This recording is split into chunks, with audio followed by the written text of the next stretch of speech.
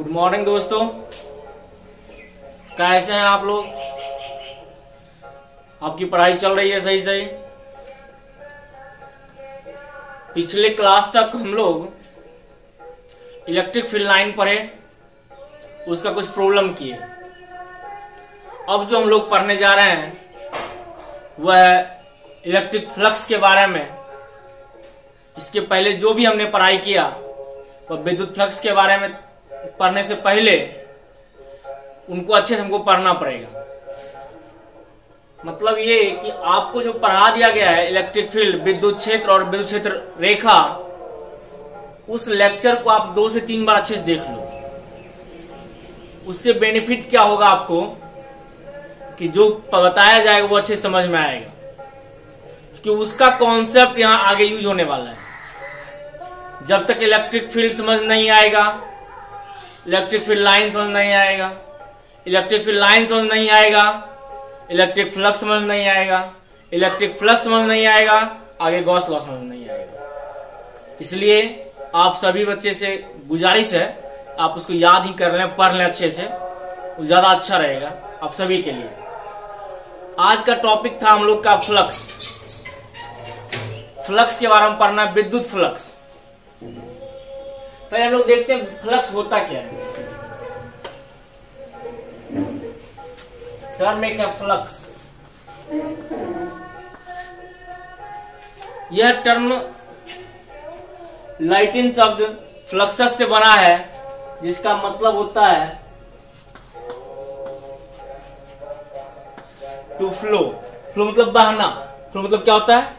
बहना।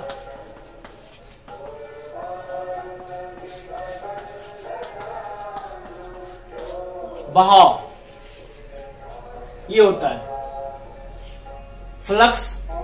To flow, बहना। और इसका मतलब है जो भी बहेगा वो सारे क्या कहलाएंगे? फ्लक्स कहलाएंगे। अब इसके बाद थोड़ा समझते हैं, अंडरस्टैंडिंग लाते हैं शब्द होता क्या है। जैसे देखिए ये हवा, ये अपना विंडो है क्लासरूम का। इससे जितनी हवाएं आती है वो हवाएं क्या कहलाएगी? फ्लक्स। एक इधर बना हुआ है, ये छोटा एरिया है, मान लीजिए छोटा एरिया, इधर वाला छोटा एरिया है।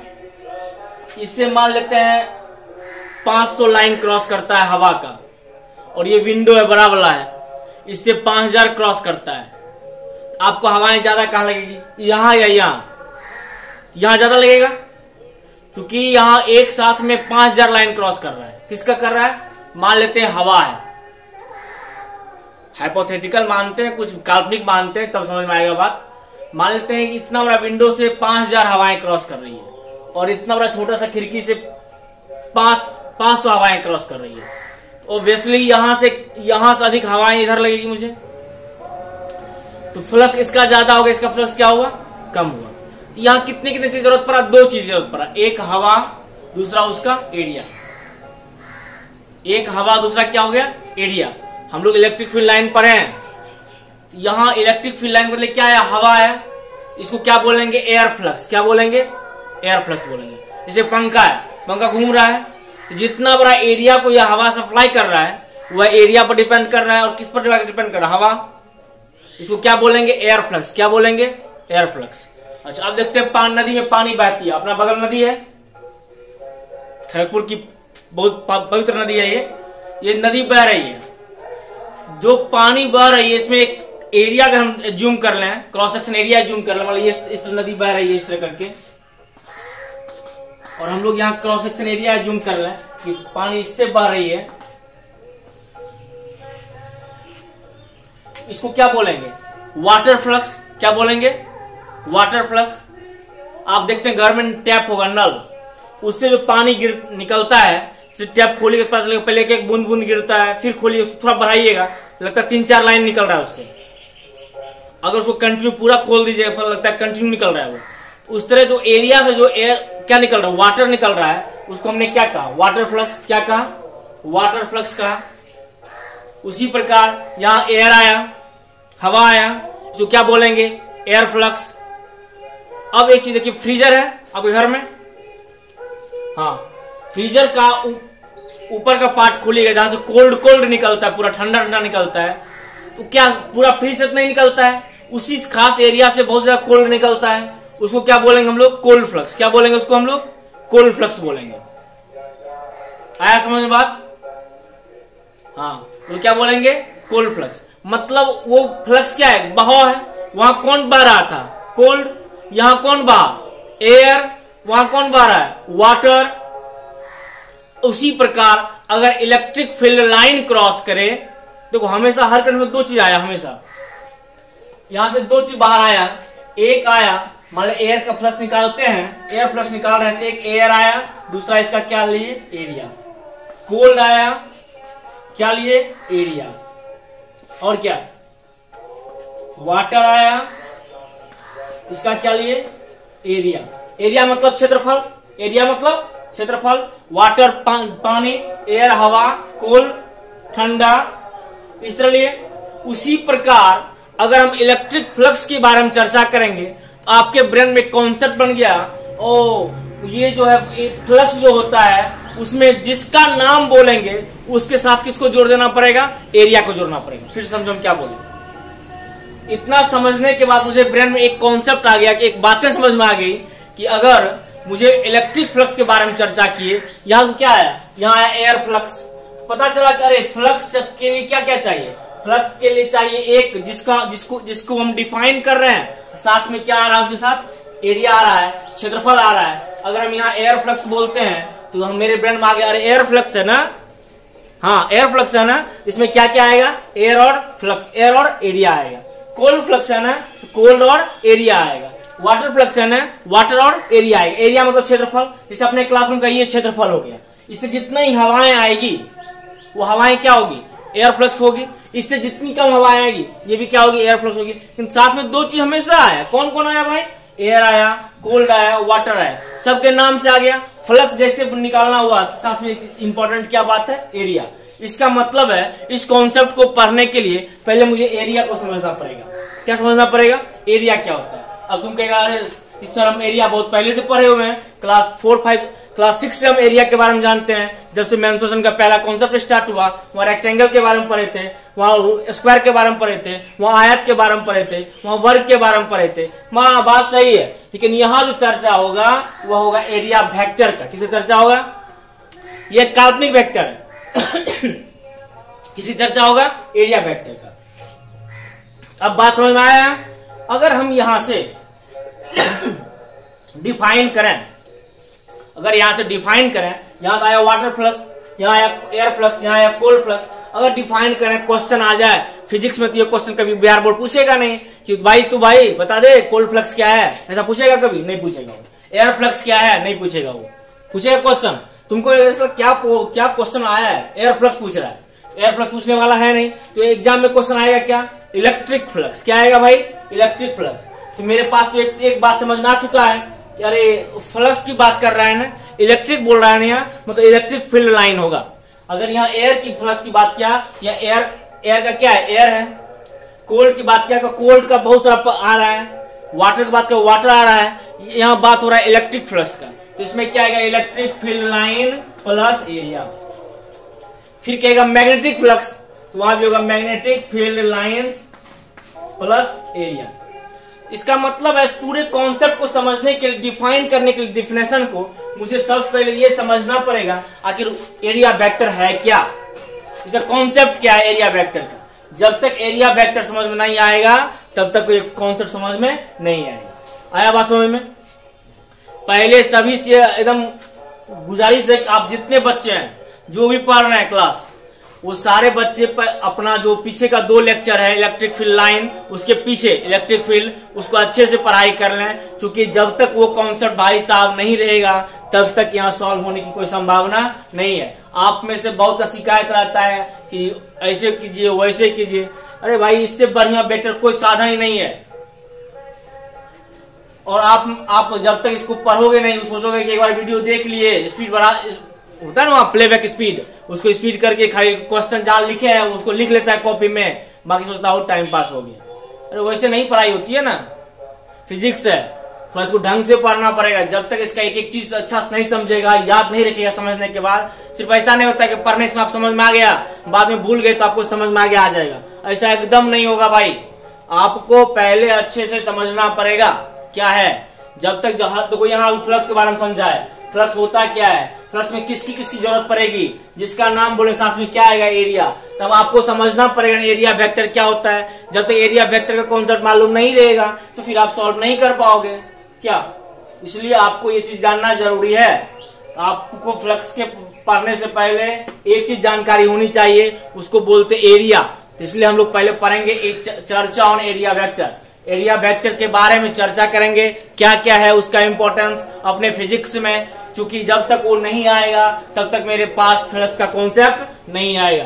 That's it. आप देखिए, ये इसको समझिए, हम आपको बताते हैं एरिया वेक्टर के बारे में क्या क्या है, उसकी इंपॉर्टेंस क्या क्या है, उसको लिखते हैं। आप भी नोट कर लीजिएगा, बस समझना है, बस इसके ज्यादा कुछ अकल नहीं लगाना है। आगे डायग्राम के रूप में उसको भी दिखा देंगे। तत्काल या कुछ पॉइंट नोट कर देते हैं, आप इसको लिख लें। लिखने के बाद आपको समझ में आ जाएगा अच्छे से। क्या आया बात समझ में यहाँ तक? तो आप ये अभी इसको लिखने की कोई जरूरत है नहीं, बस वो समझना था। और ये कॉन्सेप्ट का आधार है। कोई भी चीज जब तक उसका कॉन्सेप्ट बेसिक चीज समझ में आएगा कि आखिर वो होता कैसे है, तब तक आगे उसका आगे का पार्ट बनने का संभावना नहीं रहता है। इसलिए आप सभी पहले फ्लक्स समझ, फ्लक्स है क्या, फ्लक्स जब समझ लें तो उसके बाद जरूरत पड़ता है। जैसे आप खाना पकाते हो ना, खाना पकाते हो तो अगर आप सब्जी बनाने के लिए बैठ गए, आपको पहले ये चाहिए कि अरे सब्जी तो कट चुका है, उसके लिए बर्तन भी चाहिए। अब बर्तन का क्या इंपॉर्टेंस है, कौन सा बर्तन में सब्जी बना देंगे। अब कोई कटोरी में सब्जी नहीं बना देगा, उसके लिए जो जरूरत पात्र होता है वही यूज करेगा। उसी प्रकार अब फ्लक्स पढ़ेंगे, फ्लक्स में एयर तो पढ़ लिया, कोल्ड तो पढ़ लिया, वाटर तो पढ़ लिया, इलेक्ट्रिकल लाइन तो पढ़ लिया, मैग्नेटिक लाइन तो पढ़ लिया। इन सबके साथ एक कॉमन पार्ट जुड़ा हुआ है, उसको बोलते हैं एरिया। उसको क्या बोलते हैं, एरिया। जब तक एरिया समझ नहीं आएगा तब तक इसका कॉन्सेप्ट समझ में नहीं आएगा। इसलिए सबसे इसका इंपॉर्टेंट कौन पार्ट है, एरिया वेक्टर समझना। और एरिया वेक्टर समझते हैं तो आसानी से इसको डील कर पाएंगे। आया बात समझ में? देखते हम लिखते हैं, हेडिंग बनाते हैं चर्चा ऑन एरिया वेक्टर। अरे अपना भाषा है।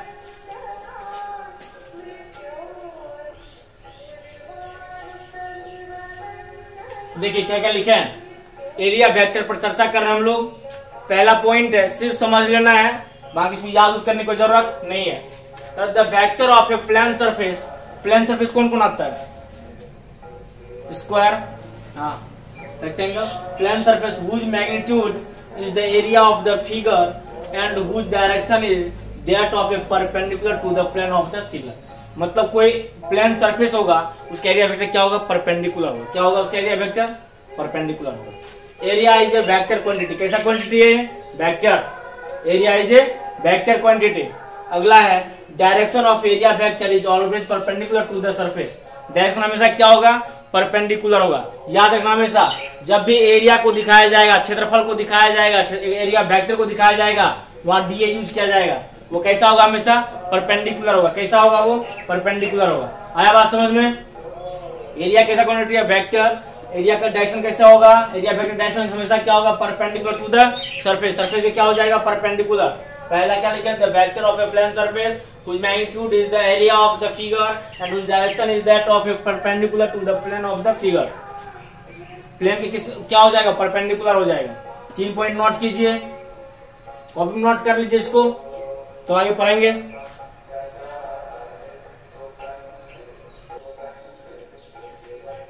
देखिए अगला पॉइंट क्या है, for open surface. Open surface होता है स्क्वायर प्लेट, वर्गाकार प्लेट, ट्रेंगुलर प्लेट, त्रिभुजाकार, रेक्टेंगुलर, आयताकार। इस सभी पर में परपेंडिकुलर डायरेक्शन में किसको लेंगे, एरिया वेक्टर को लेंगे। जितना भी इसका प्रॉब्लम करेंगे, जितना भी प्रॉब्लम इसमें करेंगे, सब में कैसे लेंगे, एरिया वेक्टर को परपेंडिकुलर लेंगे। क्लोज सरफेस, क्लोज सरफेस आता है आपका स्फीयर आ जाता है, गोला। क्यूब आता है, घन आ जाता है, क्यूबॉइड आ जाता है, घनाभ आ जाता है। इसमें क्या करेंगे, आउटवर्ड लेंगे, नॉर्मली आउटवर्ड, बाहर की ओर लेंगे। ध्यान रखना हमेशा, अगर आयताकार, वृत्ताकार, त्रिभुजाकार आया तो उसमें परपेंडिकुलर डायरेक्शन में लिया जाएगा एरिया वेक्टर को। जितना भी उसका प्रॉब्लम करेंगे, अगर क्लोज सरफेस आया तो आउटवर्ड लेंगे, बाहर की ओर लेंगे। ओके, नोट कीजिए यहां तक।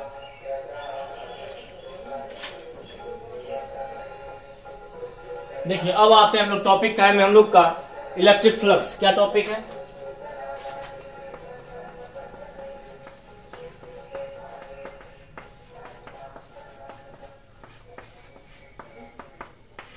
फाइ से नोट किया जाता है, फाइ लिखे विद्युत फ्लक्स।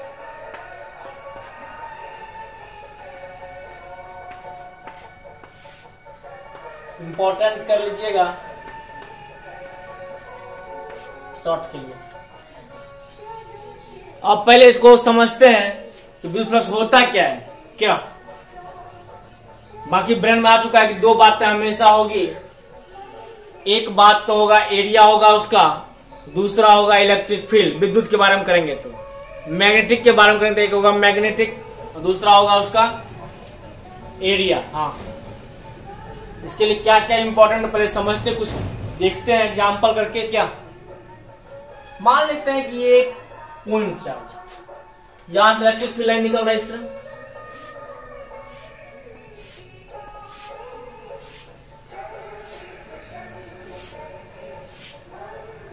ऐसे निकल रहा है इलेक्ट्रिक फील्ड लाइन।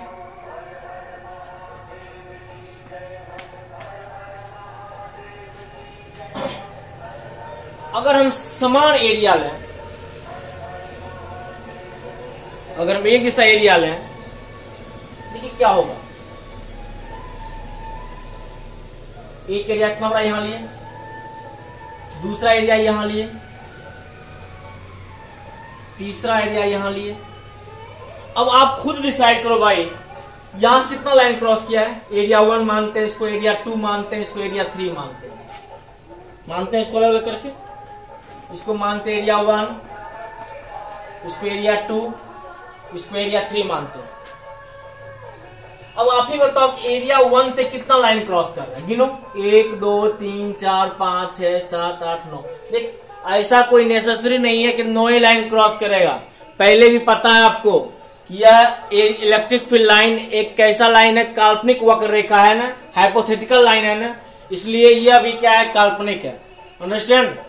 आप पहले बात जान लो कि पिछले क्लास में जो पढ़े, इसलिए बोले पिछले क्लास चीज याद कर लेना आप। इलेक्ट्रिक फील्ड लाइन कैसी है? इलेक्ट्रिक फील्ड लाइन खुद एक क्या है, हाइपोथेटिकल लाइन है ना।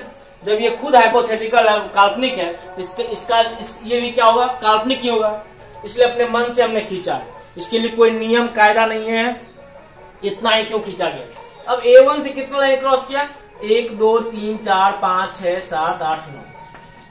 क्योंकि एरिया सबका बराबर दिख रहा है, देखो कोई कंफ्यूजन नहीं। A2 से कितना क्रॉस किया जी, 1 2 3 4 5 6। A3 से कितना क्रॉस किया, 1 2 3 4। आपको क्या लगा, आपको लगा क्या, जिससे अधिक क्रॉस किया होगा उसका, जिससे अधिक क्रॉस किया होगा उसका अधिक नहीं। आपको लगा क्या इससे, कि जिससे अधिक लाइन क्रॉस किया उसका फ्लक्स अधिक। स्वाभाविक है, अगर यहां से इस जगह एक बंदा खड़ा है, बैठा हुआ है अपने विंडो के पास,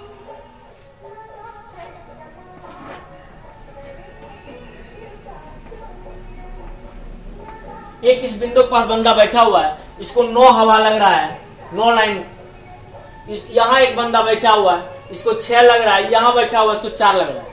अब आप देखिए, अब यात्रा करते हैं गाड़ी में, ट्रेन में, बस में, जो खिड़की के जस्ट बगल में रहता है उसको बहुत हवा आता है, जो खिड़की से थोड़ा दूर रहता है उसको हवा कम लगता है, जो और थोड़ा दूर रहता है बीच में कहता है यार हवा नहीं आ रहा है, तुम क्या करके रख दिया है। तो हवाएं कहां ज्यादा लगी, खिड़की के पास। आखिर जो बंदा यहां बैठा रहेगा उसको हवा तो ज्यादा लगेगा। छोड़ दो इलेक्ट्रिक फ्लक्स, छोड़ो, पहले एयर फ्लक्स समझ लेते हैं। आखिर जो बंदा यहां बैठा रहेगा, इस खिड़की के पास जो बैठा रहेगा, उसको तो हवा ज्यादा लगी है। अगर इसको जब हवा ज्यादा लग जाएगा तो इसका मतलब यहाँ फ्लक्स ज्यादा है, क्योंकि डिपेंड किस पर करता है, फ्लक्स एरिया और लाइन पर। जो यहाँ है उसको हवाएं कम लग रही है। इससे क्या रिजल्ट है कि A1 बड़ा है, उससे छोटा A2, उससे भी छोटा कौन हो गया, A3। क्या ये बातें कुछ समझ में आई? आखिर फ्लक्स मतलब होता है क्या, बहाव। आखिर सब बहेगा, जो यही बहेगा नदी को। यहाँ कितना लाइन क्रॉस किया, 9। यहाँ अधिक हवा लगेगा, यहाँ कम लगेगा, यहाँ उससे भी कम लगेगा। उसी प्रकार इलेक्ट्रिक फ्लक्स भी क्या होगा, यहाँ ज्यादा होगा, यहाँ कम होगा, यहाँ कम होगा। हम लोग इलेक्ट्रिक फील्ड के बारे में पढ़े थे, ऐसा रिलेशन पढ़े थे ई के साथ 1/r का रिलेशन पढ़े थे, स्क्वायर का। दूरी बढ़ेगा ई घटेगा, डिस्टेंस बढ़ने के साथ ई तो घट रहा है ना, उसमें देखो डिस्टेंस बढ़ रहा है। इलेक्ट्रिक फील्ड लाइन भी क्या हो रहा है, घट रहा है। यहाँ क्या हो, फ्लक्स ज्यादा, यहाँ फ्लक्स कम, यहाँ फ्लक्स उससे भी कम होगा क्या। आया समझ। दूसरा एग्जांपल देखते हैं, देखिए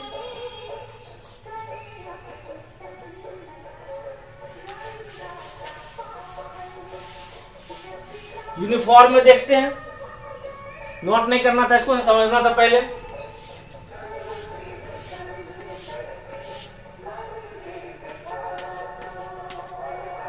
इस तरह है, कैसा फील्ड है भाई, यूनिफॉर्म एक समान, कैसा फील्ड है,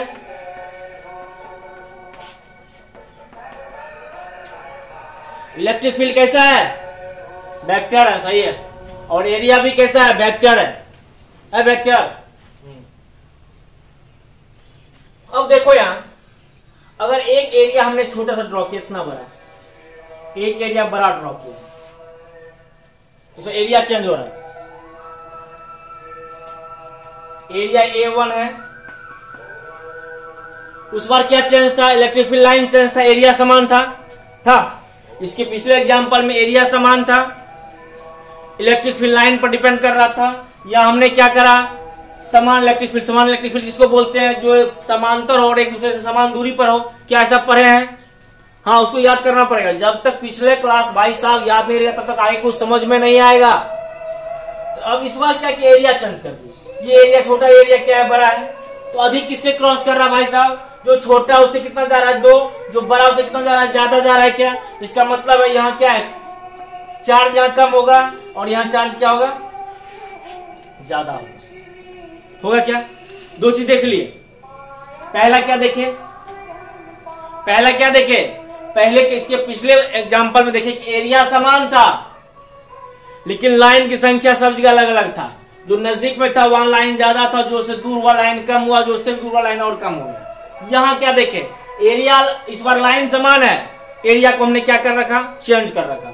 एरिया छोटा लिया, फिर एरिया क्या कर दिया, बड़ा किया। बड़ा से अधिक जाएगा ऑलरेडी, छोटा से कम जाएगा। क्या जाएगा क्या, हाँ तो Q1 छोटा हो जाएगा, Q2 क्या हो जाएगा, बड़ा हो जाएगा। कोई कंफ्यूजन नहीं ना। इसके पहले ये देखा ना, ये वाला यार ऐसे निकल रहा था,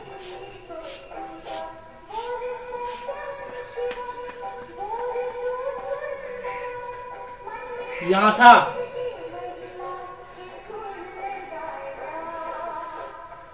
इसी तरह था ना, A1 A2 A3। Area electric line क्या हो गया, यहाँ क्या था, यहाँ Q1 सबसे ज्यादा, Q2 से भी कम, Q3 सबसे कम, यही था। यहाँ क्या हुआ, एरिया, यहाँ एरिया समान था, यहाँ एरिया क्या था, समान, और यहाँ एरिया क्या हुआ, चेंज हो गया। इस केस में एरिया क्या था, बराबर था। A1 A2 A3 आपस में क्या था, बराबर था। तो Q1 बड़ा हो गया, Q2 बड़ा हो गया। Q1 बड़ा है सबसे ज्यादा, उससे छोटा Q2 से छोटा Q3। क्यों, क्योंकि यहाँ अधिक लाइन क्रॉस कर रहा है, यहाँ कम कर रहा है, यहाँ उससे भी कम कर लाइन क्रॉस कर रहा है क्या, याद रखो। यहाँ लाइन एक समान है लेकिन एरिया को हमने क्या कर रखा, चेंज। यहाँ जब एरिया चेंज हो गया तो यहाँ Q1 से 2 लाइन क्रॉस, यहाँ 2 लाइन क्रॉस किया A1 से, यहाँ ज्यादा लाइन क्रॉस किया A2 से, तो Q1 छोटा हो गया, Q2 क्या हो गया, बड़ा हो गया। दो चीज तो समझ में आए। अब तीसरा सोचते हैं इसके बारे में, और क्या पर डिपेंड कर सकता है।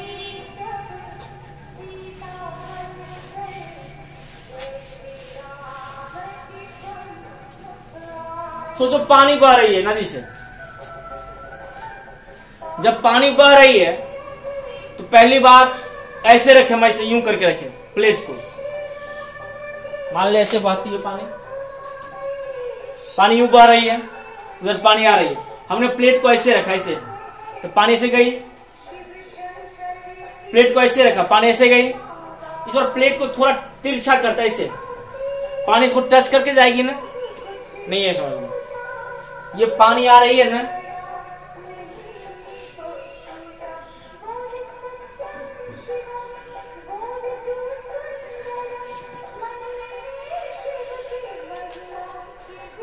ये एरिया है, पहले हम इसको ऐसे रखते हैं, पानी से टकराएगी, सही है।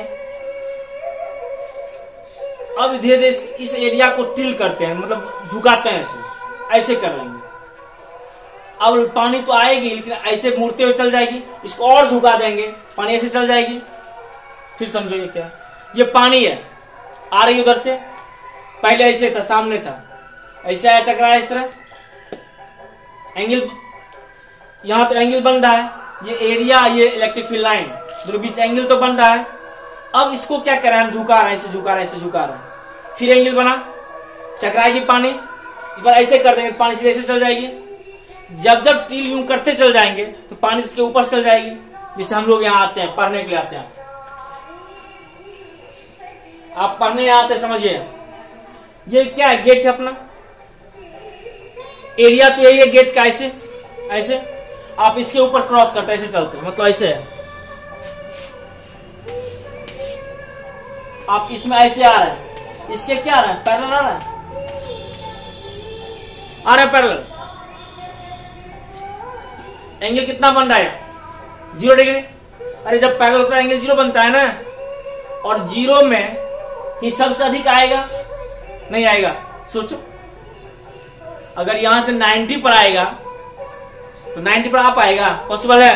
देखो फिर से एग्जांपल दिखाते हैं। ये है, सीधे ऐसे आया, इसके पर जैसे इस पर आएगा, फ्लक्स क्रॉस कर पाएगा, नहीं करेगा, ऐसे इस तरह एरिया रहेगा, सीधे से निकल जाएगा। तो एरिया क्या, सरफेस कौन होगा, यही सरफेस बना, ऐसे आया, ऐसे निकला था ना। अगर इसमें इस तरह करके आ गया तो यह एंगल कैसे बनेगा, 0 डिग्री। अगर इसको थोड़ा और झुका दें, ऐसे कर दें, यहां कुछ एंगल बनेगा, थीटा बनेगा एंगल। तो तीसरी बात मुझे समझ में आया, अरे इलेक्ट्रिक फ्लक्स क्रॉस कैलकुलेट करने के लिए मुझे 3 चीजों की जरूरत पड़ती है। पहला जरूरत पड़ता है इलेक्ट्रिक फील्ड लाइन का, दूसरा जरूरत पड़ता है एरिया का, और तीसरा सबसे अधिक जरूरत जो है वह पड़ता है angle between electric field lines and area. Angle किसकी जरूरत पड़ता है, इलेक्ट्रिक फील्ड और एरिया के बीच एंगल जरूरत पड़ता है। अब आप ही सोचो, सबसे अधिक कब फ्लक्स क्रॉस करेगा। जैसे हम इस पर यूं जैसे जा रहे हैं, ऐसे यूं चलेंगे, इलेक्ट्रिक एरिया ये रहा, इलेक्ट्रिक फील्ड लाइन ऐसे जा रही है, तो दोनों के बीच भाई कितना एंगल बन रहा है, देखो यहाँ पैरेलल है ना, पैरेलल में कितना एंगल, 0 डिग्री। और आप जानते हैं 0 डिग्री से अधिक कौन होता है, कॉस थीटा। देखो बहुत लोग यहाँ डायरेक्ट स्पष्ट नहीं करेंगे, आप यहाँ अच्छे समझ लो कॉस क्यों लिया जाता है, यहाँ 0 डिग्री के कॉस थीटा क्यों आएगा। बुक में देखिएगा तो उसको ऐसे भी लिखा जाता है, EDA cos theta, E.DA। Book में कहीं कहीं ऐसा लिखा गया, किसी किसी बुक में ऐसे लिखा गया है। बात एक ही है, समझते हैं, दोनों को समझने का फेरा क्या है। पहली बात, इलेक्ट्रिक फील्ड लाइन ये रहा, ये हाथ बायां, और ये मेरा दाहिना हाथ। दाहिना हाथ को हमने एरिया मान रखा, और इलेक्ट्रिक फील्ड लाइन को ऐसे क्रॉस करवा रहा है। इस तरह अगर इलेक्ट्रिक फील्ड लाइन क्रॉस कर रहा है तो maximum electric field line cross करेगा। तो जब मैक्सिमम इलेक्ट्रिक फील्ड लाइन ऐसे क्रॉस करेगा, ये नीचे एरिया है, दोनों के बीच भाई एंगल कितना बन रहा है, 0 डिग्री। आखिर जब 0 डिग्री बन रहा है तो 0 में मैक्सिमम मान किसका होता है, साइन या कॉस, कॉस का, कॉस थीटा होता है। इसलिए अधिकतम इलेक्ट्रिक फील्ड किस पर आएगा, कितना डिग्री पर, 0 डिग्री पर आएगा। और कॉस 0 का वैल्यू कितना होता है, 1 होता है। कॉस का वैल्यू कितना होता है, तो 1 होता है। आया बात समझ में। इसलिए यहाँ कितनी जरूरत पड़ेगा, 3 चीज, कौन कौन आया, इलेक्ट्रिक फील्ड ई आया, एरिया आया, एरिया यहाँ क्या लेंगे, स्मॉल एरिया लेंगे, तो DA लिख लेंगे, DA, और क्या लिखेंगे, cos theta. Electric field E, area small area लेते हैं ना, DA, फिर क्या लेंगे, कॉस थीटा। इसको लिख सकते हैं, हम जानते हैं क्योंकि इलेक्ट्रिक फील्ड भी वेक्टर क्वांटिटी है और एरिया भी वेक्टर क्वांटिटी है, लेकिन आया किसके टर्म में है, कॉस थीटा के रिस्पेक्ट में आया है। जब कॉस थीटा के रिस्पेक्ट में हो तो हम उसको बोलते हैं, हमने ऐसा पढ़ रखा है कि AB कॉस थीटा बराबर होता है A.B। क्या ऐसा पढ़े हैं क्या, AB कॉस थीटा बराबर क्या होता है, A.B। इसका मतलब ये हुआ, दो सदिश का अदिश गुणनफल दो सदिश, सदिश कौन, एरिया ए और बी सदिश है, उसका अदिश गुणनफल, अदिश उसको बोलते हैं डॉट को, अदिश उसको बोलते हैं डॉट को। दो सदिश का अदिश गुणनफल एक अदिश राशि होती है, एक कैसी राशि होती है, अदिश राशि। इसका मतलब है फ्लक्स कैसी राशि होगी, अदिश होगी। यहाँ दो सदिश कौन कौन है, ई इलेक्ट्रिक फील्ड और एक वेक्टर कौन है, एरिया वेक्टर ए डी है ना, का अदिश गुणनफल डॉट प्रोडक्ट एक क्या होता है, स्केलर होता है, ई डॉट डी ए को लिख सकते हैं, E D A cos theta या ई डी ए कॉस लिख सकते हैं, ई डॉट डी ए। आप दोनों तरीका से समझ लो भाई, आपको जो सुविधा हो समझने में याद रख लेना। तो इस कंडीशन में क्या होगा कि अगर ऐसे एरिया सामने है, सामने से सीधे ऐसे जाएगा, क्रॉस करेगा तो बहुत सारा पानी क्रॉस करेगा, अपना नदी बहता है। आप पाइप देखिए ना, घर में नल से जो पानी आ रहा होता है, उस पाइप को देखिएगा आप कि उस पाइप के अंदर से पूरा से पानी आता है, मतलब पानी और पाइप के बीच की सतह, पाइप का सतह और पानी, तो पाइप का क्रॉस सेक्शन एरिया और पानी दोनों देखिएगा, ऐसे पैरेलल निकलता है, इस तरह निकलता है पैरेलल ऐसे करके। जब ऐसे निकलता है दोनों पैरेलल है ना, एंगल कितना बना 0 डिग्री, तब अधिकतम पानी आ पाता है। अब आप ही सोचो, उसके सामने एक तिरछा सा पत्थर लगा देंगे, पानी ऐसे आ रही है, तिरछा लगा देंगे, क्या पूरा पानी आएगा? फिगर बना के दिखाते हैं आपको, दो फिगर बनाएंगे अपने अच्छे से। देखिए क्या है, लिखे हैं इट इज हाइपोथेटिकल। देखिए आप हिंदी मीडियम में है तो आप अच्छे से हिंदी में भी लिखे हुए हैं, आप घबराओ एकदम नहीं। आपको सब टेक्स्ट लिख देते हैं, जैसा आपकी मर्जी, ज्यादा अच्छा रहेगा समझने में, तो वैसे आप समझ लो, कोई दिक्कत नहीं होना चाहिए। लिखे हुए it is hypothetical physical quantity which is related with number of EFLS। EFLS पढ़े हम लोग, electric field lines passing through given area, passing through given area. जो एरिया दिया गया है उस एरिया से जितना इलेक्ट्रिक फील्ड लाइन क्रॉस कर रहा है उसी को हम क्या बोलते हैं, इलेक्ट्रिक फ्लक्स। क्योंकि ये कैसा है, क्वांटिटी हाइपोथेटिकल। क्यों हाइपोथेटिकल हुआ? क्योंकि इसका जो आधार है वो खुद हाइपोथेटिकल से बना हुआ है। इलेक्ट्रिक फील्ड लाइन कोई वास्तविक रेखा नहीं था, वह काल्पनिक रेखा था, इसलिए यह भी कैसी रेखा है, काल्पनिक है।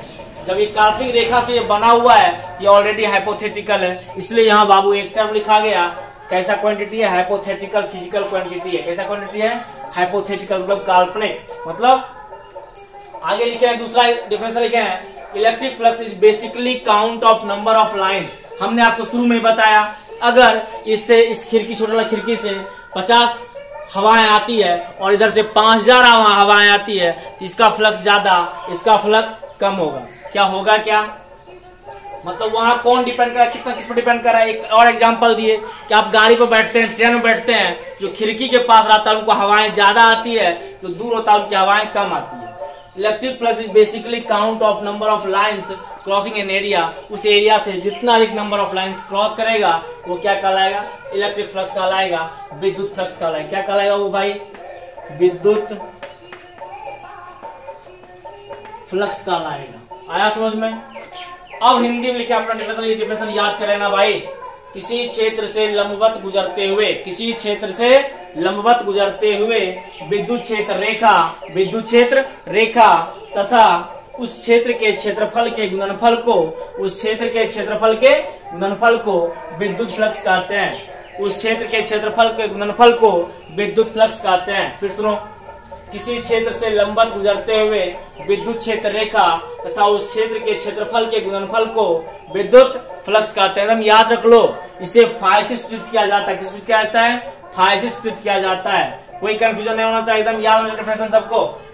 नोट करो, नोट करो, डिफरेंस नोट करो यहां तक।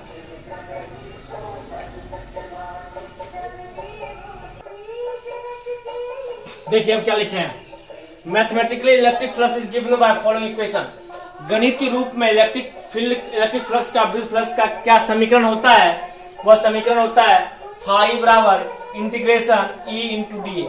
डी ए क्यों, देखो ई तो इलेक्ट्रिक फील्ड हो गया, डी ए क्यों लिया गया, क्योंकि हम वहां क्या करेंगे, स्मॉल एरिया को कंसीडर करेंगे, छोटा सा क्षेत्रफल मानेंगे, और छोटा क्षेत्रफल को क्या कहते हैं, डी ए। क्या कहते हैं, आपको क्लास 11th में पढ़ाया गया था डिफरेंशिएशन, स्मॉल चेंज, वो डी, वो वही है डी ए। और ये किसका है, गिवन एरिया, जो एरिया दिया रहेगा उसको मानेंगे। इसका मात्रक क्या हो गया भाई, तो इलेक्ट्रिक फील्ड का न्यूटन मीटर स्क्वायर प्रति कूलाम। इलेक्ट्रिक फील्ड का होता है न्यूटन पर कूलाम। इलेक्ट्रिक फील्ड का क्या होता है? विद्युत क्षेत्र का मात्रक क्या होता है? न्यूटन प्रति कूलाम। और क्षेत्रफल का मात्रक क्या होता है? Metre square. तो क्या बन गया? न्यूटन मीटर स्क्वायर प्रति कूलाम। ऐसा बना हुआ है।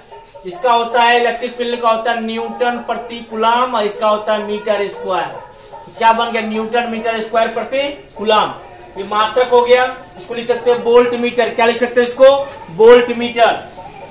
ये कैसी राशि हो है? अदिश। हम जानते हैं अब अदिश राशि कैसे हुआ। पीछे जस्ट कॉन्सेप्ट हम पढ़ाए, बताया आपको कि सब जैसे ये क्या ये एरिया है, ये इलेक्ट्रिक फील्ड लाइन है।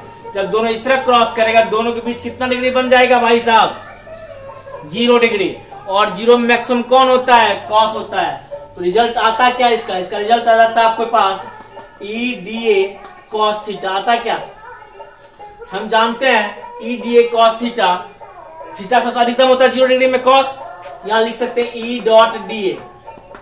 हम जानते हैं कि दो सदिश का, क्योंकि इलेक्ट्रिक फील्ड भी क्या है? सदिश राशि है। इलेक्ट्रिक फील्ड भी कैसी राशि है? सदिश राशि है। और आपका ये एरिया भी क्या है? वेक्टर। अभी पढ़े थे चर्चा में, एरिया वेक्टर पढ़े ना। एरिया भी क्या है? वेक्टर है, सदिश है। हम जानते हैं जब दो सदिश का अदिश गुणनफल एक अदिश राशि होती है, दो सदिश का अदिश गुणनफल एक अदिश राशि होती है। आया समझ में? कैसी राशि है? अदिश राशि है। बिहार बोर्ड ऑब्जेक्टिव क्वेश्चन पूछता है, यहाँ से कहता है कैसी राशि है, इसका यूनिट पूछता है। ऑब्जेक्टिव में क्वेश्चन आता है विद्युत फ्लक्स का मात्रक क्या है? विद्युत फ्लक्स का ऐसा है मात्रक क्या है? आप आंसर करोगे न्यूटन मीटर स्क्वायर प्रति कूलाम या वोल्ट प्रति मीटर। यह कैसी राशि है? अदिश राशि है। कैसी राशि है? ये अदिश राशि है। अब यहाँ उसी चीज को लिखे हैं phi equal to E dot DA। E dot DA इसको कहा गया जनरल इक्वेशन, सभी कंडीशन के लिए लागू होगा। इलेक्ट्रिक फ्लक्स में, विद्युत फ्लक्स में जितना भी कंडीशन होगा वहां लिखे हुए हैं valid for all conditions. Valid for all condition. आपको ये सब ये याद नहीं रखना है, ये याद नहीं रखना। आपको याद क्या रखना है? घेरा हुआ डब्बा में घेरा हुआ है ना, इसको आपको याद रखना है। फाई बराबर integration E dot DA। Phi equal to integration E dot DA। आया समझ में? नोट कीजिए इसको, फिर आगे देखते हैं।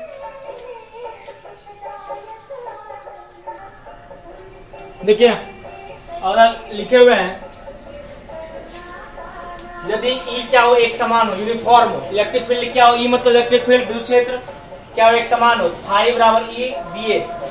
E तो बाहर आ जाएगा, DA का क्या होगा? इंटीग्रेशन। क्योंकि स्मॉल एरिया को जब जोड़ के बड़ा करेंगे तो हम जानते हैं, देखो माला है, माला का एक मोती समझो वो DA है। वैसा सब पूरा माला बनाने के लिए अगर 500 मोती करेगा, सब मोती को क्या करना पड़ेगा? जोड़ना पड़ेगा ना। इसको क्या करना पड़ेगा? इंटीग्रेशन करना पड़ेगा। क्या करना पड़ेगा? इंटीग्रेशन। अगर मुझे कंप्लीट एरिया चाहिए तो कंप्लीट एरिया में उसका एक स्मॉल मान लिए। आप बोलते हैं मोती और माला। मोती में क्या होता है? एक मोती है, सोच लो वो स्मॉल एरिया है DA। और वैसा सब 500 मोती जोड़ देंगे तो एक कंप्लीट माला बन जाएगा। 100 मोती जोड़ देंगे कंप्लीट माला बन जाएगा। तो 100 क्या करना पड़ेगा? जोड़ना पड़ेगा धागा की सहायता से। उसी प्रकार यहाँ जोड़ने का जो तरीका है उस तरीका का नाम है इंटीग्रेशन। क्या नाम है? इंटीग्रेशन। इंटीग्रेशन कर लिए, एरिया आ गया फाई बराबर E डॉट A। तो यहाँ DA को क्या लिखे हैं? वेरी स्मॉल एरिया वेक्टर है। कैसा है? Very small area vector. और DA का इंटीग्रेशन क्या होता है? A होता है। DA का इंटीग्रेशन क्या होता है? A होता है। तो यहाँ लिखे हुए हैं बगल में, यहाँ लिखे हैं if E equal to non uniform, असमान हो। इलेक्ट्रिक फील्ड क्या हो? असमान हो। तो D फाई क्या होगा? E dot DA। E dot DA। Phi क्या आएगा? तो D फाई है ना, यहाँ D फाई क्या है? क्योंकि स्मॉल एरिया है तो स्मॉल फ्लक्स होगा। सोचो सिंपल सा, अगर ऐसा छोटा सा खिड़की यहाँ 50 खिड़की बन जाए और इसके एक विंडो के बराबर कर दे, इस 50 से जितना जितना निकलेगा फ्लक्स उस सभी को जोड़ने के बाद ना इसके फ्लक्स के बराबर होगा। नहीं है समझ में? मान लो ये एक विंडो है, अपना इधर दिख रहा है, एक विंडो है इधर, ये बड़ा सा विंडो है। और एक इस क्लासरूम के इधर एक छोटा सा विंडो बहुत बना हुआ है। अगर ऐसा 10 विंडो मिलके इस एक विंडो के बराबर हो जाता है, इसका मतलब है कि 10 से जितना फ्लक्स क्रॉस करेगा ये अकेले से उतना फ्लक्स क्रॉस करेगा। तो सारे फ्लक्स को क्या करना पड़ेगा? मुझे जोड़ना पड़ेगा ना। इसी फ्लक्स को हमने क्या कर रखा है? इंटीग्रेशन कर दिया, फाई निकाल दिया, D फाई का फाई, और इसको D फाई को क्या लिखे? E dot DA। आया समझ में? तो यहाँ क्या हुआ? यहाँ एरिया को इंटीग्रेट किया गया। कब? जब एक समान होगा लेकिन जब वो समान होगा तो पहले स्मॉल एरिया जो फ्लक्स क्रॉस करेगा उस फ्लक्स को निकाल लेंगे, फाइंड कर लेंगे। d फाई बराबर ई डॉट डी ए। अब स्मॉल फ्लक्स को, ऐसा सब बहुत सारे फ्लक्स को हम क्या करेंगे, जोड़ेंगे। जब जोड़ेंगे तो इसको क्या करना पड़ेगा, मुझे इंटीग्रेशन करना पड़ेगा, इस टर्म को इंटीग्रेशन करना पड़ेगा। डी फाई को हमने क्या करा, इंटीग्रेशन करा। जैसे डी फाई को इंटीग्रेशन करा तो यहाँ डी फाई का वैल्यू क्या था, E dot D A. E dot D A आ गया रिजल्ट। अब ये क्वेश्चन पर आ जाएगा कैसे क्वेश्चन का निकलता है। यहाँ तो नोट कीजिए, इसको मत लिखिएगा, हो इधर लिखा है इस एग्जाम्पल से समझाने के लिए।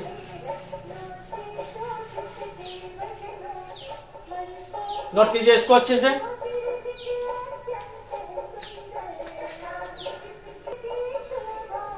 देखिए अब क्वेश्चन क्या आया, phi equal to E dot A. Phi equal to E dot A हम लिख सकते हैं ए डॉट बी। क्या पढ़े, A B cos theta. A dot B क्या पढ़े हम लोग, ए डॉट बी पढ़े हैं, A B cos theta. Mod of A, mod of B and cos theta. Mod से इससे बाहर इसका वेक्टर का चिन्ह गायब हो जाएगा, तो ए बी कॉस थीटा। तो फाई का यहां से निकल लिखते हैं, यहाँ फाई और क्या होगा, लिखेंगे ई ए कॉस थीटा। क्या लिख सकते हैं, ई ए कॉस थीटा। अब यहाँ है भाई कॉस थीटा। इस कॉस थीटा क्या है, कॉस थीटा है क्या, वह है angle between electric field and area vector. किसके बीच का एंगल है, इलेक्ट्रिक फील्ड और एरिया वेक्टर। उसी को यहाँ लिखे हुए angle between electric field area. अच्छा कॉस कहां से तक जाएगा भाई, 0 डिग्री से लेके 90 डिग्री तक। 0 से बड़ा और बराबर, 90 से छोटा। ओके, नोट करो यहां तक, नोट करो। फाई इक्वल, फिर सुनो, phi equal to E dot A. E dot A dot B, A B cos theta, A B cos theta. यहाँ होगा ई ए कॉस थीटा। ई को बाहर निकाल दिए, मैग्नीट्यूड मॉड लगाएगा। मॉड से बाहर ती का चिन्ह क्या हो जाता है, गायब हो जाता है, खत्म हो जाता है ना। वो जैकेट पहना हुआ है मॉड।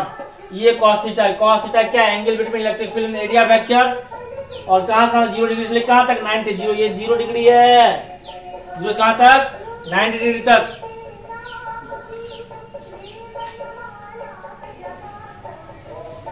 देखिए थीटा 0 डिग्री से क्या होता है, 0 डिग्री से बड़ा हो और 90 से छोटा हो, तब फाई क्या आएगा, पॉजिटिव। फाई क्या आएगा, पॉजिटिव। सारे वैल्यू कितना होता है, पॉजिटिव होता है ना। और थीटा 90 के बराबर हो तो क्या होता है, या 90 से छोटा दिखाया गया है या 90 के बराबर दिखाया गया है। 90 कॉस 90 का वैल्यू 0, फाई भी क्या हो जाएगा, 0। थीटा अगर 90 से क्या हो, बड़ा हो, तब फाई का वैल्यू क्या हो जाएगा, निगेटिव। हम जानते हैं कॉस में 90 से ज्यादा होने पर कॉस का वैल्यू क्या हो जाता है, निगेटिव होता है ना। इसलिए यहाँ चिन्ह क्या हो जाएगा, निगेटिव। फ्लक्स भी क्या हो जाएगा, निगेटिव। नोट कीजिए।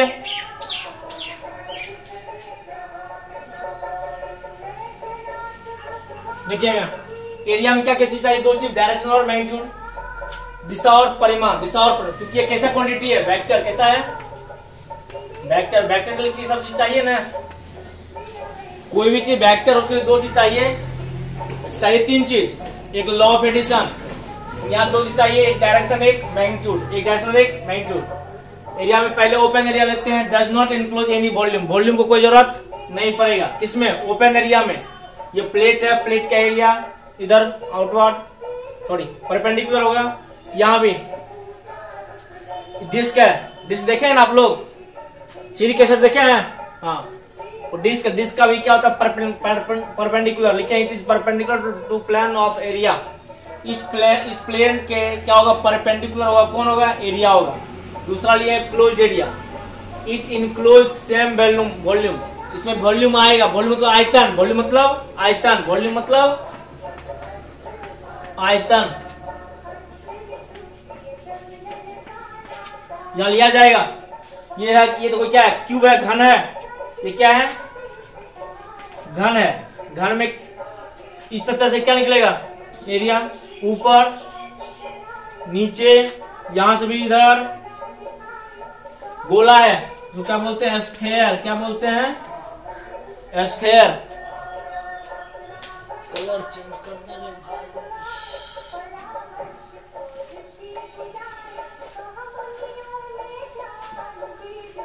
क्या है ये, स्फेयर है, गोला है। इसमें भी क्या होगा, आउटवर्ड। ये क्या, बेलन है, सिलेंडर। क्या है ये, सिलेंडर।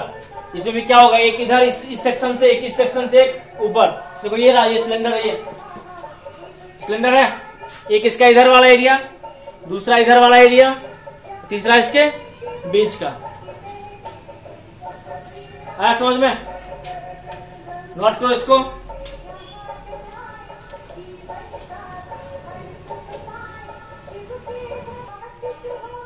देखो अब डायरेक्शन लिखे हुए हैं। ओपन एरिया का डायरेक्शन है it is perpendicular to plane of area direction. अब क्लोज का हो गया perpendicular away from volume. Volume से क्या होगा, अवे होगा, दूर होगा। वॉल्यूम से क्या हो जाएगा, दूर हो जाएगा। ऐसे जब एरिया वेक्टर चर्चा किया वहां सारी चीज को लिखा गया है, फिर से बोला गया, फिर से लिखा गया, 3 बार लिख दिए हैं। अब याद होना चाहिए।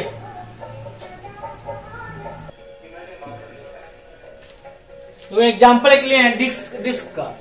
ये एक समान इलेक्ट्रिक फील्ड रखा हुआ है, पहचानते हैं इसको हम लोग। डिस्क रखा गया है, ऐसे डिस्क रखा गया, यहां से सीधे जा रहा है, मतलब एरिया ऐसे है और एक क्रॉस कर रही हूं। दोनों के बीच एंगल कितना बन रहा है भाई, 0 डिग्री ना। तो फाइबर क्या होता है, इलेक्ट्रिक फील्ड डॉट एरिया ई डॉट ए, ये कॉस थीटा, ये कॉस थीटा कितना डिग्री, 0 डिग्री है।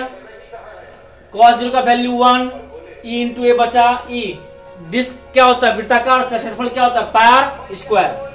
अब कुछ एंगल पर झुका दिया, ऐसे डिस्क को झुका दिए गए। डिस्क ऐसे था 0 डिग्री पर, अब डिस्क को थोड़ा टिल किए, झुकाए 60 डिग्री पर। यहाँ फाइव निकाले ई डॉट ए, ये कॉस कितना थीटा, थीटा का समय कितना लगेगा 60 डिग्री। कॉस 60 का value half E into pi r square, ये पायर स्क्वायर लिखे हुए हैं बाबू, into half E pi r square by 2। तीसरा केस लिए हुए हैं। अब इसको रखे हैं 90 पर, कितना रखे हैं 90 पर। इसको डिस्क को 90 पर रखे हैं, थीटा कितना 90 बना है, तो ई डॉट ए, ये कॉस 90 डिग्री, तो कॉस 90 का वैल्यू 0, थीटा फाइव का वैल्यू कितना है 0। इसका मतलब फाइव सबसे अधिक कहाँ है, सबसे अधिक कहाँ गुजरा, इसी 0 डिग्री पर ना। और हम पहले शुरू में पढ़ लिए थे कि कॉस का यहाँ कॉस क्यों लिया जाता है, क्योंकि सबसे अधिक फ्लक्स तब गुजरता है जब ऐसे एरिया हो, ऐसे फ्लक्स गुजरे, मतलब दोनों के बीच का एंगल कितना हो जाए, 0 डिग्री हो जाए, तो फ्लक्स सबसे अधिक गुजरेगा। अधिक गुजरेगा मतलब 0 डिग्री में सबसे बड़ा कौन होता है, कॉस, इसलिए कॉस लिया गया। उसके हिसाब से देखेंगे तो सही है, ऐसे देखेंगे तो सही है। बस जैसे आपको समझ में आए वैसे समझ लो। यहाँ तो नोट करो आप पहले।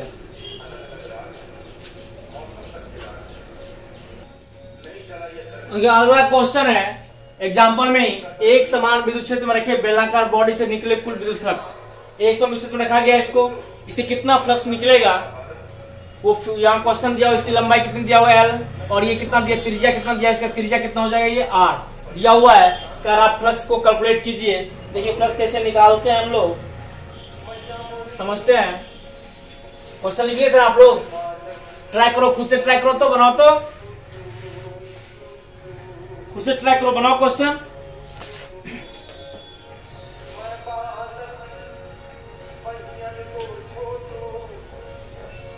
इसका सॉल्यूशन देखते हैं।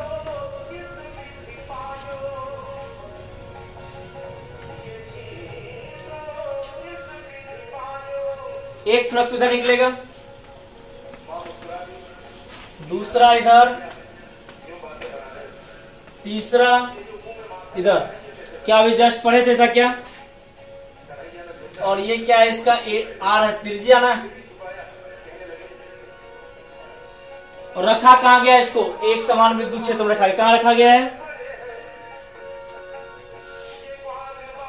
एक समान विद्युत क्षेत्र में इसको रखा गया है। एक समान विद्युत क्षेत्र में रखा गया है, और इसकी लंबाई भी दिया हुआ है आपको ना। लंबाई कितना दिया हुआ है, L। लंबाई कितना दिया हुआ है, L। फ्लक्स नेट फ्लक्स क्या करते हैं, फाई नेट निकालते हैं। क्या कहेंगे, phi 1 plus phi 2 plus phi 3, तीनों को जोड़ देंगे ना। Phi 1 plus phi 2 plus phi 3, phi 1 इससे, फाई 2 यहां से, फाई 3। जब तीनों को जोड़ेंगे तो क्या होता है, फॉर्मूला क्या होता है, ई ए कॉस थीटा, ई ए कॉस थीटा, ये ना, फाई बराबर ई ए कॉस थीटा। लगा लो फॉर्मूला, फॉर्मूला लगा लो।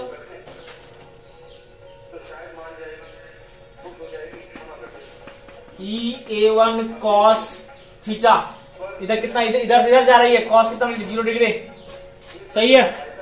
अच्छा 2 इधर है, E(A2 cos भाई ये इधर है, ये उल्टा है, देखो यहाँ ऐसे इलेक्ट्रिक फील्ड लाइन इधर, फ्लक्स किधर, एंगल कितना डिग्री 180 प्लस EA3 cos कितना डिग्री 90, परपेंडिकुलर है ना ये, क्या हो जाएगा 90 डिग्री।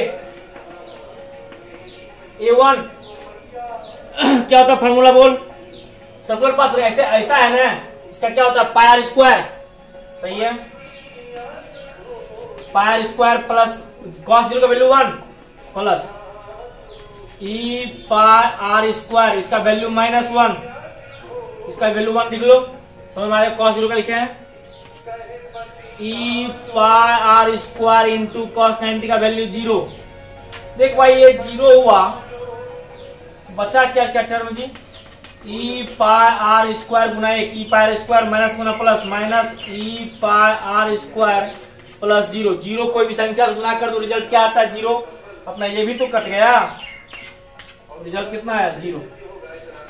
फाइनेट कितना आया भाई 0। आया समझ में सबको। फिर समझो क्या किए हैं, एक समान इलेक्ट्रिक फील्ड रखा गया है, एक एरिया इधर होगा, दूसरा एरिया इधर, तीसरा एरिया परपेंडिकुलर, तो तीनों को जोड़ लिए φ1 φ2 φ3 का पूरा सिलेंडर से निकालने कितना निकल रहा है ना, इसलिए तीनों को क्या करना पड़ेगा, जोड़ना पड़ेगा। इधर से एंट्री ले रहा है, इधर से बाहर निकल रहा है, EA1 cos 0, दूसरा EA2 cos कितना 180, क्योंकि फ्लक्स इधर इलेक्ट्रिक फील्ड इधर ऐसे है, विपरीत है, एंगल कितना 180 डिग्री, EA3 cos 90 डिग्री। इसका वैल्यू क्या हुआ E4, ये क्या सर्कुलर पाथ है, क्रॉस सेक्शन एरिया है ना, क्षेत्रफल कितना पाई आर स्क्वायर, अनुप्रस्थ काट क्षेत्रफल pi R square into cos 0 का value 1, E pi R square, इसका वैल्यू -1, इसका वैल्यू 0। ये 0 माइनस माइनस प्लस कट गया, रिजल्ट कितना आया 0 आया। रिजल्ट कितना आया नोट करो, अगला एग्जांपल देखते हैं, एग्जांपल और करते हैं हम लोग, तो नोट कीजिए आप सभी, कीजिए नोट। देखो अगला क्वेश्चन है, तीसरा क्वेश्चन होगा ये एग्जाम्पल में। एक करंट नॉन यूनिफॉर्म फील्ड है, कैसा है, असमान विद्युत क्षेत्र, असमान इलेक्ट्रिक फील्ड विद्युत क्षेत्र। ये स्फेयर है, स्फेरिकल क्लोज सरफेस है, गोला है, स्फेयर है, और यहाँ बीच में क्या लिखा हुआ है प्लस Q चार्ज रखा गया। इसकी त्रिज्या कितनी आ रहा है, कह रहा कैलकुलेट, गणना करा नेट फ्लक्स, कुल फ्लक्स थ्रू द स्फेयर, किससे, स्फेयर से, स्फेयर मतलब क्या, गोला से, किससे निकालना है आपको, गोला से निकालना है, कुल कितना फ्लक्स क्रॉस कर रहा है, गोला से निकालना है कुल कितना फ्लक्स क्या कर रहा है, क्रॉस कर रहा है, उसको कैलकुलेट करना है। देखिए कैलकुलेट करते हैं, क्वेश्चन पे आप लोग लिख लो, क्वेश्चन पे लिखो, बनाओ, ट्राई करो तो बनेगा, क्वेश्चन कुछ नहीं है,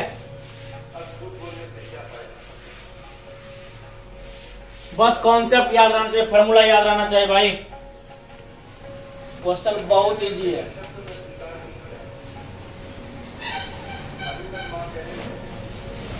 ये गोला है, अच्छे समझना, इसके बीच में क्या रखा गया है, प्लस Q चार्ज को रख दिया गया है, इसकी त्रिज्या दी हुई है, मुझे कितना दी हुई है R, याद को कंफ्यूजन किसी को नहीं। अब आप ही बताओ, इससे अगर इलेक्ट्रिक फील्ड निकलेगा तो ऐसे निकलेगा,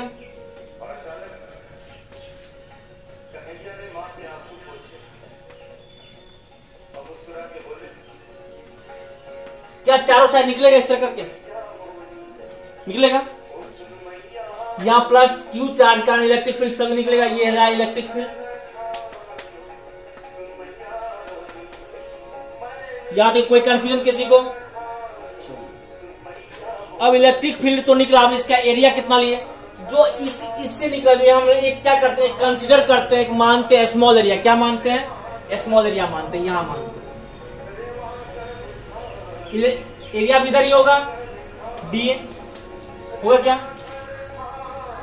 अब इस जगह भी मानते हैं small area,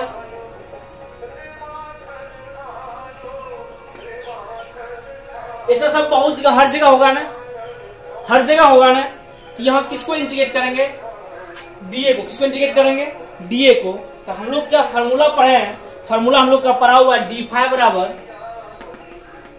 E dot DA, पढ़े हैं क्या, D5 बराबर E डॉट डीए पढ़े हैं। अच्छा अब डी फाई क्या हो जाएगा, ई डॉट डी ए कॉस थीटा होगा क्या, कॉस थीटा होगा क्या। अच्छा थीटा तो होगा, लेकिन एंगल कितना हो जाएगा वो देखना पड़ेगा मुझे। देखो ये एरिया, ये इलेक्ट्रिक फील्ड लाइन इधर ही, एरिया इधर, दोनों क्या ऐसे से जा रहा है इस न्यू, दोनों क्या है परपेंडिकुलर है, इलेक्ट्रिक फील्ड ये रहा और एरिया ये रहा, दोनों इधर है, दोनों क्या आपस में पैरेलल है। एंगल कितना बन जाएगा 0 डिग्री, तो डी फाई क्या आ जाएगा E D A cos 0 degree, तो डी फाई बराबर क्या हो जाएगा ई डी ए हो जाएगा क्या, नहीं होगा। अच्छा डी फाई बराबर इसको ई को लिख सकते हैं Q by 4 pi epsilon naught R square, formula होता है इलेक्ट्रिक फील्ड निकाले हुए गोला का, Q by 4 pi epsilon naught R square into क्या आ जाएगा डी ए, इंटू क्या आ जाएगा डी ए, लिख लो बगल में लिख देते हैं ई बराबर Q by 4 pi epsilon naught R square.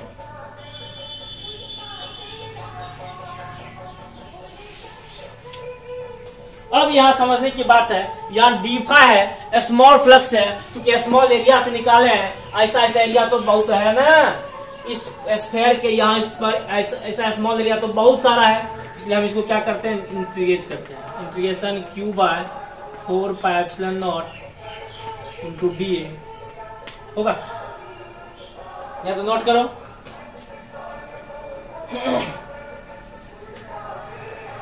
या तो नोट कीजिए, इसके बाद आगे लिखते हैं, इधर हम लिख रहे हैं इस साइड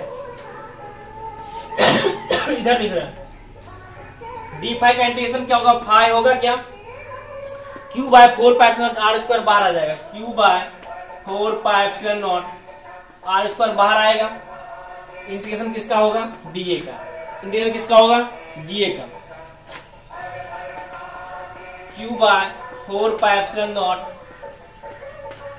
अब ऐसा सा एरिया गोला का है ना, गोला का क्या होता है 4 पाई स्क्वायर, क्या होता है क्षेत्रफल 4 पाई स्क्वायर, तो टोटल एरिया इसका कितना निकल जाएगा 4 पाई आर स्क्वायर। तो कुछ कटता है क्या, फाई का वैल्यू कितना है क्यू बाय, कितना आंसर आया क्यू बाय एप्सिलॉन नॉट। देखो ये क्या डी ए टोटल, ये स्मॉल डी है ना, ऐसा सब बहुत डी है, कहाँ है गोला का, गोला का क्षेत्रफल क्या होता है भाई 4 पाई स्क्वायर, गोला का क्षेत्रफल क्या होता है 4 पाई आर स्क्वायर, कुल क्षेत्रफल कितना लिखे 4 पाई आर स्क्वायर, 4 पाई स्क्वायर से 4 पाई स्क्वायर कट गया, बचा क्या क्यू बाय कैपिटल क्यू लिखे है ना, यहाँ लिखे हुए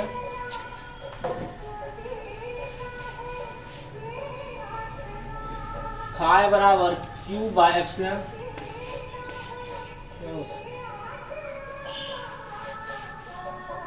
फाई बराबर क्यू बाय एप्सिलॉन नॉट। आया समझ मेरी बात, नोट करिए यहां तक। बस फार्मूला मालूम है, मेंसुरेशन का फार्मूला याद रखना पड़ेगा और इंटीग्रेशन का तरीका मालूम होगा, कैलकुलेशन कुछ नहीं है, बहुत इजी है, यहां तक नोट करो।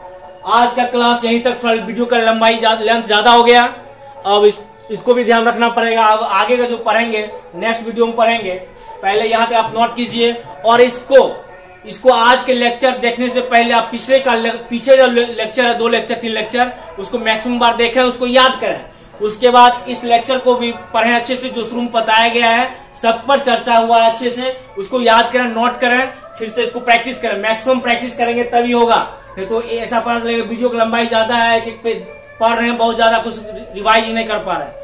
इसलिए अगर इंटरवल में भी वीडियो मिलता है या फिर आपको कंटिन्यू वीडियो मिल रहा है, तो पहले आप पीछे का पढ़ लें, सिर्फ टाइम पास ना करें, पहले पीछे का पढ़ें तभी समझ में आएगा आगे का पाठ, तो अन्यथा कुछ भी समझ नहीं आएगा भाई। नोट करो यहाँ तक, पहले इधर लिखना बाद में इधर लिखना, पहले हम इधर लिखे हुए हैं, पहले इधर लिखे हुए हैं, बाद में इधर लिखे हुए हैं, इधर लिखे हैं लास्ट में, पहले यहाँ से लिखना स्टार्ट करना, यहाँ तक लिख लेना, फिर बाद में इधर लिखना, इधर के सेक्शन बाद में लिखे हुए हैं, और ये मेरा क्या आया आंसर आया है, इधर आंसर आया हुआ है, पहले इधर लिखना है। आया समझ में बात, नोट करो।